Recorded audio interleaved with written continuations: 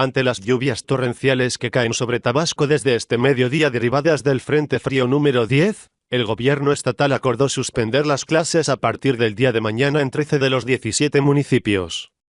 De acuerdo con la Conagua Tabasco, para este martes y miércoles se esperan precipitaciones entre 150 y 250 milímetros, por lo que semejante cantidad de agua, que equivaldría a la que caería en la entidad en todo noviembre, ha comenzado a causar estragos como encharcamientos y anegaciones severas en las zonas bajas de Villahermosa, en la región costera y en las comunidades asentadas en las orillas de los ríos. La Secretaría de Educación Estatal hizo un llamado a los directivos, Sociedad de Padres de Familia y consejos escolares de participación social y de las localidades de esos municipios para atender esta recomendación como medida preventiva, ante los efectos que pudiera causar y evitar riesgos como el desprendimiento de láminas, derribe de árboles y otras afectaciones asociadas.